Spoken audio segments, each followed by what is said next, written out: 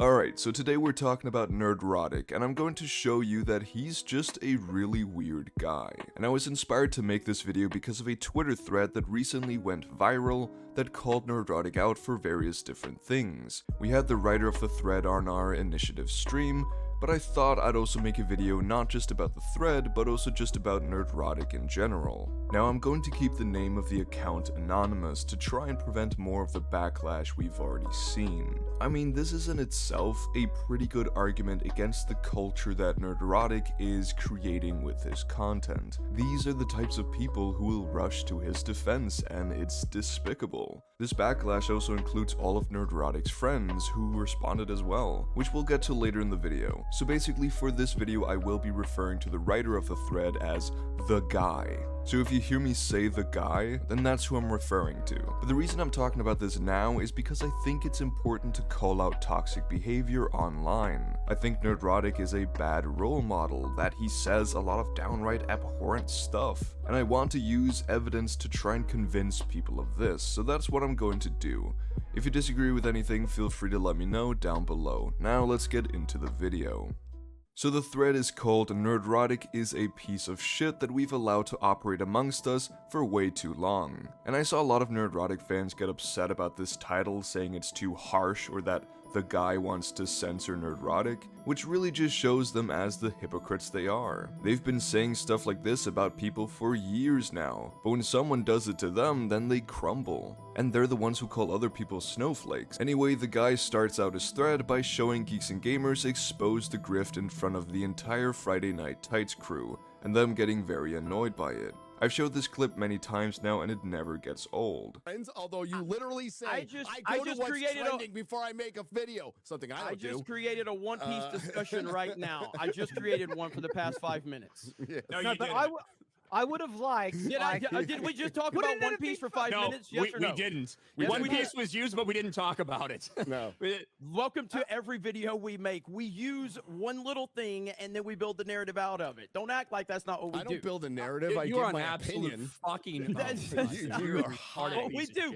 You've made the same fucking video on the same topic at least 7 times a week, Ryan. And you're gonna act like we don't do that. I talk about I talk about says one fucking thing and we make a whole video out of it. That's what we do. Probably the most blatant example of one of them just downright admitting that this is all a grift. They find a topic that they know their audience will react emotionally to, and then they make multiple videos a day talking about it and how it ruins cinema and culture and white men, whether it's Brie Larson or Rings of Power or a 1-second kiss in Lightyear or anything nowadays that they can create some kind of anti-woke narrative out of. The guy then provides evidence that all channels like Nerdrotic do is sell you outrage and anger. He says this is what they do, they make mountains out of molehills to capitalize on insignificant frustration their target demographic might be feeling and heighten the issue rather than tame it. If you've ever looked through Nerdrotic's channel, his titles, his thumbnails in particular, you can quickly recognize that his content isn't born from a genuine love of the media he talks about. It's not about some altruistic, I'm going to save the cinema I love from malevolent forces bullshit. No, it simply serves to cause outrage, to fuel hate and anger in his audience, give them a source for this rage, blaming their misery on Disney and the woke left and the LGBTQ+ and people of color and women and any white man even who shills for Disney. It's just about anyone who'd even dare call them out for being pathetic weirdos for doing this shit. These thumbnails are meant to make people hate Brie Larson and give the people who already don't like her an outlet where they can be affirmed in their hatred. He's not saying anything meaningful or interesting or nuanced. He simply knows that calling out wokeness in Hollywood and society gets him a bunch of clicks and money, so that's what he does. Geeks and Gamers called him out for this, someone who does the same thing.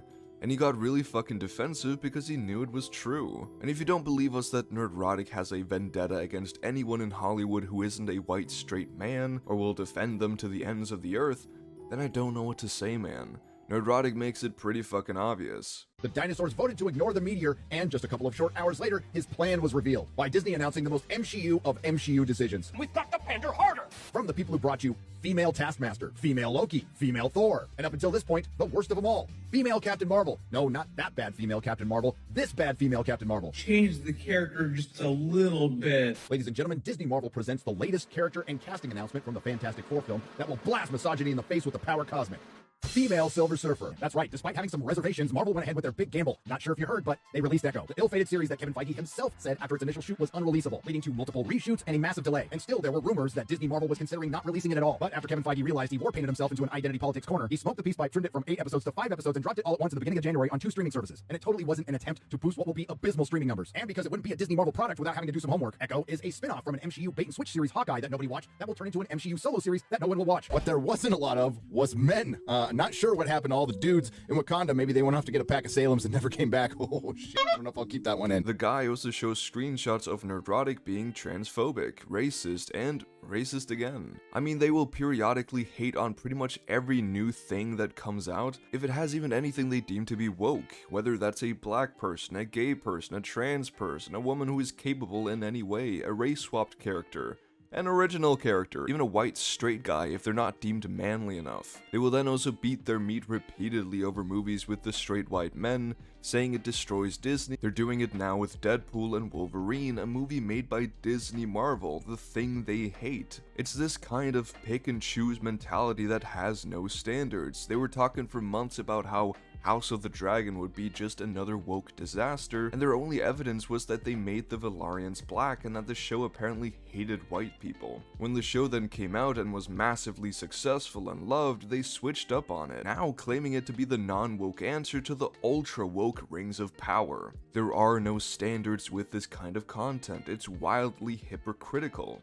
And yes, some people feel uncomfortable saying this, but a lot of the content is also very bigoted. We've shown multiple examples over and over and over again. So if you still don't believe us, then that's on you. I can't sway your mind. Just know that you're living in denial. And listen, there may be discussions of using the word bigot. Some people think that we shouldn't use a descriptive word to describe a person that fits the definition of the word, but whatever, I guess. There's another section of these grifter channels that try to honestly claim that channels like Nerdrotic and Critical Drinker are apolitical, saying, oh, they're not far-right or even right-leaning, they're just apolitical or centrists. They're just saying things the way they actually are. But all evidence points towards that they're right-wing. All of them. Most of them even have some very far-right takes. They don't try to hide this. They've had Alex Jones on their show, they've had Gavin McInnes on their show, they've been on Fox News and spoken to Ben Shapiro. If they're so apolitical, then why have they never, or at least so rarely, ever spoken to a prominent figure on the left? Some even have very outspoken right-wing politics channel. And also look at this shirt Gary is showing off. Definitely apolitical, right? And the reason I'm saying this is not just to dunk on conservatives. I mean, I do that a lot. But there will be plenty of people watching this video that believe there's nothing wrong with being right-wing, and good for you.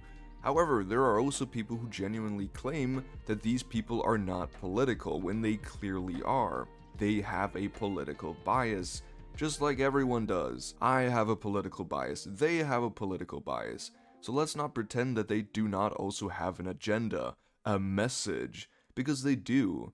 They call out the sinister left agenda of woke Hollywood and the left in general, but in this regard, they're fucking hypocrites. It's also funny how if we're talking about political agendas, the giant corporations they call out might honestly be less politically motivated than the rest of us. They serve only money, and as we've seen plenty of times with companies like Disney, they will pander to whichever side that generates them more money. The guy also calls Nerdrotic out for his video where he talks about all the failures of Phase 4 and Phase 5. Greetings, you over 1 million hellions and the 40% who haven't subscribed yet after Deadpool and Wolverine's Monster Weekend, which puts it on a trajectory to be the first movie produced by Disney Marvel to hit $1 billion since Endgame. This predictably has everyone asking, is the MCU back?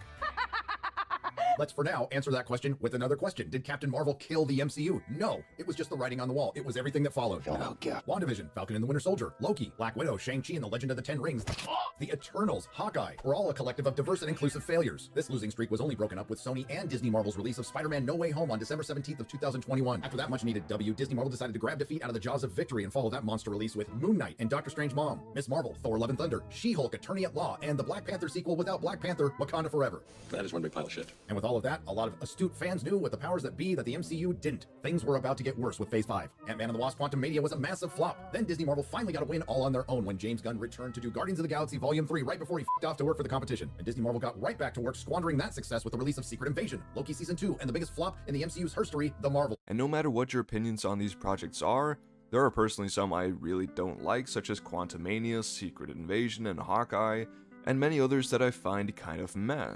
Even so, the large majority of them cannot be called failures, at least not box office wise, and also not really in terms of critical acclaim. While not being as financially successful as Phase 3, because how do you match up to that, the only real flop of the MCU is The Marvels. That one did incredibly well once it hit streaming. Channels like Nerdrotic try to create narratives, but when you think about them for even a second and do a little bit of research, you often find that it's just pure nonsense most of the time. He ends off the thread with a little rant, so I'll read that out to you now because there's some things I'd like to discuss. This guy is stuck in a never-ending circle jerk literally built on the back of shitting on suppressed voices and oppressed minorities.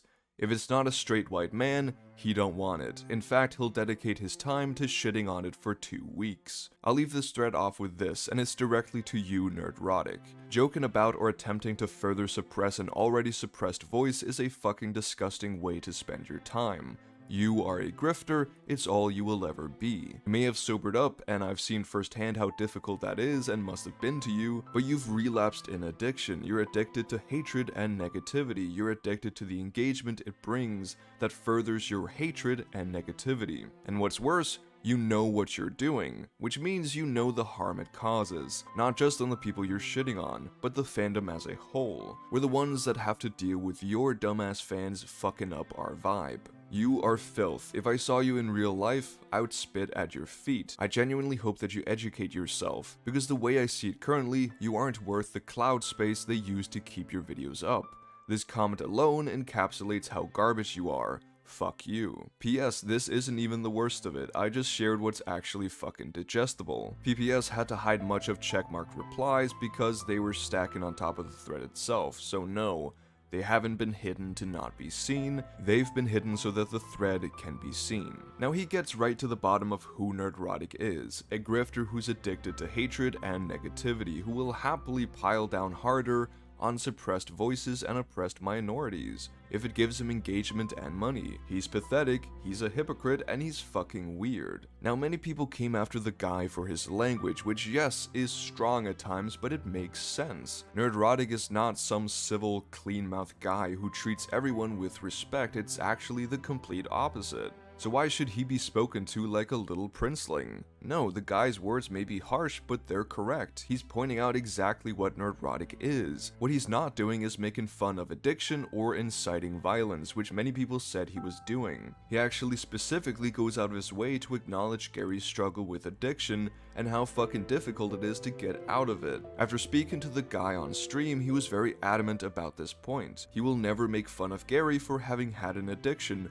No one should do that. Addiction is a real fucking thing, and it can be really fucking hard to get out of.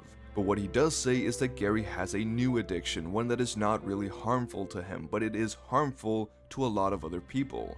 He's obsessed with engagement and views and making people upset. He likes making bigoted jokes and saying controversial things to get reactions out of people who feel the implications and consequences of his words. He laughs in their fucking faces because he's a piece of shit. The guy also doesn't incite violence. He says he will spit at Gary's feet if he sees him, which yes, isn't proper decorum in most places, and is not the most friendly thing to do, but he's not trying to be friendly. This is not the same as inciting violence. I wouldn't personally say the same thing, but it's not inciting violence. There's also the whole you're deleting comments, you're afraid of criticism argument that people are throwing around, which is something that does not need to be explained, but let's go anyways. There's a bunch of fuckheads on Twitter, and if someone wants to limit replies, that's completely on them. But the guy actually did it because Twitter works in dumbass ways by having checkmark replies come up before the thread itself. That's just not okay. The criticisms towards the guy and his thread have been ill-founded. And like the guy mentions, he only really scratched the surface. There's a whole lot more you can call Nerdrotic out for, such as his recurring comments on how Miles Morales is not the real Spider-Man, which he does solely to cause outrage. He knows he's being racist and he does not care. He has no spine, he has no morals, and he'll gladly sell his soul for money. Just see how he talks about the Miles Morales tweets in this clip. I've made $1,000 on Twitter. $1,000. And I know there's people out there stealing content like Ian Miles Chong, making a lot more. But I'm making $1,000 off of Miles Morales tweets. Shit I would do for free. That, for one, is America. That is capitalism. And it's fucking hilarious. And you can do it too. You can do it too. You can do Miles Morales tweets because they're like engagement gold. They're engagement crack. He's also basically the ringleader of all the fandom grifters on YouTube, hosting Friday Night Tights, where he constantly platforms some questionable fucking people. And again, just taking a single look at his channel, can you really tell me that his videos aren't meant to rile up a certain type of person? That he doesn't profit to the detriment of minorities? Like, look at these thumbnails. The only one that is positive in any way is the one with the white man in it. He uses bad screenshots of actresses, often having to Photoshop them to look derpy or ugly or muscly for some reason. This is not what a normal or passionate film reviewer and commentator looks like. His videos aren't about the art or the craft or even his own love of the medium. They're about hate and outrage and engagement. I've said this many times, but I do not give a flying fuck if a reviewer likes or dislikes a movie or TV show or game where I feel the opposite. My problem with Gary isn't that he barely likes anything that Marvel or Lucasfilm or Disney are putting out. I know many people who feel the same way, and I love talking to them about it. It's fine to not like these things. My problem is how he goes about talking about it. I've watched many negative reviews of people bashing the Marvels or Moon Knight or She-Hulk, but they spoke about the content itself. Things like, here's why I didn't like this writing choice, or I thought this character arc fell flat, or this CGI took me out of the immersion, but that's not the priority in Gary's content. He first and foremost must inform you that this is indeed the MCU, and that after the multiple failings of all these other woke shows, there's now a new bait and switch show with a race-swapped character, and look at this woman's haircut, it's woke. And did they make this previously straight character gay? Huh? What about this new original character that wasn't in the books? They're woke as well. This is what it feels like watching Nerdrotic videos. This is not a guy who genuinely cares about the industry.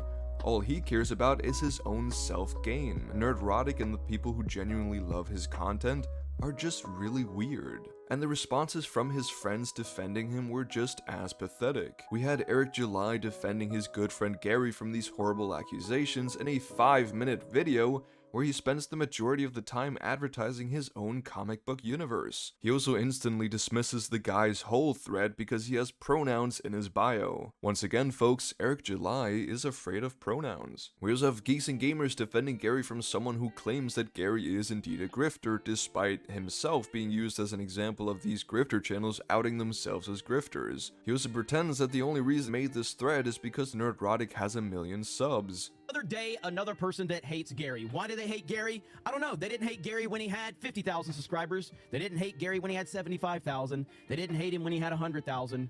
But oh, now that Gary has 1 million subscribers, suddenly Gary has to be hated because it's not about his opinions. That's not the problem. It's about the fact that too many people agree with his opinions, so therefore he's a problem. 90% of hate that goes on social media and YouTube is all due to jealousy. As if we haven't been calling out Nerdrotic way before then as well. Also, this whole thing about the number of subscribers you have means that you're correct is really dumb. Nerdrotic may have 1 million subscribers, but if the majority of them are dumbasses, then it don't really mean much, does it? I know this might be difficult for someone like Jeremy to understand, but some people don't like slimy grifters who wreak havoc just for their own gain and sour all discussions about a piece of media. But again, you seem pretty aware that you're all a bunch of grifters, so you're probably also aware that you're full of shit. The Critical Drinker gave the most bot-made reply you can imagine, which contains the 3 holy grails of grifters defending themselves and each other. You're just saying this because he doesn't like the media you like. You're irrelevant.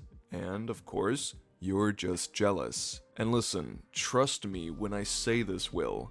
There is nothing difficult about what you or Nerdrotic do. You guys have even admitted this before. Let me once again show you Nerdrotic telling his audience that they can be just like him and farm engagement with outrage content to people who have nothing better going on. And you can do it too. You can do it too. You can do Miles Morales tweets. Because they're like engagement gold. They're engagement crack. Do you think it's difficult to sit down and complain that women are taking over your favorite franchises, or that woke Hollywood is oppressing the white man, or that The Message is ruining entertainment? No. The content you guys make is lazy, spineless, and pathetic. Most people don't want to be like you, because you're weird. Most people could do exactly what you do and be just as successful, but they choose to have a spine and have morals. So trust me, it is not the dunk you think it is when you say that anyone even remotely critical of you is jealous of your success, because no one in their right mind would ever be jealous of weirdos like you. And finally, we have Nerdrotic defending himself in an 8-minute video where he criticizes the thread for being just another hit piece that has no actual arguments, just jealous accusations of racism and bigotry, when he himself doesn't make any arguments either. He doesn't show the thread, he doesn't address any of the points, and he just shrugs it off, which works well for his audience, I guess. Just don't engage with what someone is saying, but still make a video on it, even if that video says nothing of value, just so that you can benefit from it. He also calls to question that the thread was protected after the backlash that the writer received, and Gary says this happens every time someone criticizes him, but that's just not true. We at the initiative, that includes myself, Actual Fandom, Organized Chaos, Eric Debunks, and many more, have multiple times called you out in videos and live streams. We make our arguments and we leave them up, and we challenge you, but you never respond. Mr. Lucas says, "Hey everyone, I hope you had a good Christmas. Hey Muller, you should debate some of your haters on EFAP. It would be hilarious." Bring Organized Chaos on. I barely have enough time to review this. I'm behind. Like, If they everyone's would still come just talking on, they all talk a big effing game, but when it comes time to like, hey, let's talk, they Well, but like, and a lot of them. You only respond to someone who you know doesn't want to speak to you. You've shown that you know about Organized Chaos and that he wants to talk to you about this stuff and have a real conversation, but you just say that he's scared and you never accept the challenge. Organized Chaos has said repeatedly since then that he is open to talk to you, but you're the one hiding away. You can't handle it when other people criticize you. You can't handle potentially looking dumb. And you know it would happen. You're a hypocrite, you're a coward, and you're weird. Anyway, that was all for today. Leave a like and subscribe for more. Let me know what you thought down below. Anyway, this has been Why Nerdrotic is Weird.